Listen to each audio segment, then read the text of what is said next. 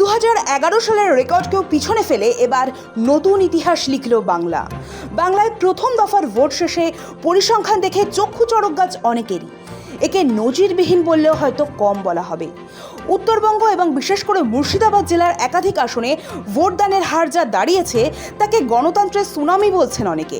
রাজ্যের অন্তত 10টি বিধানসভা কেন্দ্রে ভোট পড়েছে 96% বা তার বেশি। মুর্শিদাবাদে গণতন্ত্রের সুনামি।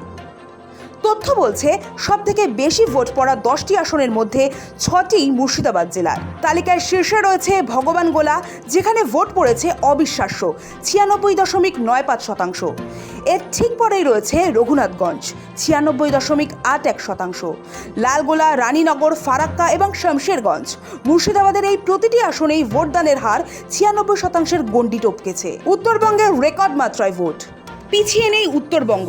কোচবিহারের শীতলকুচিতে 96.45% এবং সিতাইয়ে 96.43% আসনেও ভোট পড়েছে রেকর্ড হারে। ময়নাগুড়ি এবং হরিরামপুরেও একই ছবি দেখা গেছে। সব থেকে বেশি ভোট পড়া শীর্ষ 10 আসন হল মুর্শিদাবাদের ভগবানগোলা 96.95%, মুর্শিদাবাদের রঘুনাথগঞ্জ 96.81%, কোচবিহারের শীতলকুচি 96.45%, কোচবিহারের সিতাই 96.43%, জলপাইগুড়ির ময়নাগুড়ি 96.39%, মুর্শিদাবাদের লালগোলা 96.20%, মুর্শিদাবাদের ফারাক্কা 96.05%, মুর্শিদাবাদের শমশেরগঞ্জ 96.04%, মুর্শিদাবাদের রানীনগর 96.03%, দক্ষিণ দিনাজপুরের হরিরামপুর 96.00%।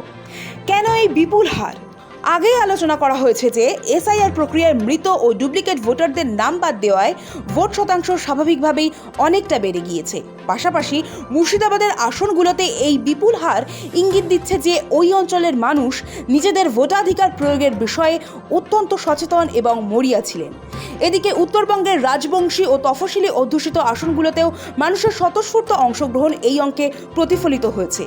প্রথম দফা ভোট শেষ হতে বৃহস্পতিবার রাতে ভোটারদের ধন্যবাদ জানিয়ে কমিশন পোস্টে লেখে, স্বতঃস্ফূর্তভাবে এগিয়ে এসে নিজেদের ভোটাধিকার প্রয়োগ করার জন্য পশ্চিমবঙ্গের সকল ভোটারদের ধন্যবাদ। এছাড়াও ভোট গ্রহণ প্রক্রিয়া নির্বিঘ্ন, স্বাধীন ও সুষ্ঠুভাবে সম্পন্ন করতে পোলিং অফিসার, নিরাপত্তা বাহিনী, স্বেচ্ছাসেবীদের ভূমিকা নিয়েও সন্তুষ্ট কমিশন। সব মিলিয়ে এই 96% শেষ পর্যন্ত কার ঘর ভাসিয়ে দেবে আর কার পালে হাওয়া দেবে তা নিয়ে এখন চুলচেরা বিশ্লেষণ চলছে। তবে সব মিলিয়ে একটি বিষয় নিশ্চিত, 2026-এর প্রথম দফার ভোট বাংলার ইতিহাসে এক মাইল ফলক হিসেবে থেকে যাবে। সৌভিক সান্যালের রিপোর্ট, সময়, কলকাতা।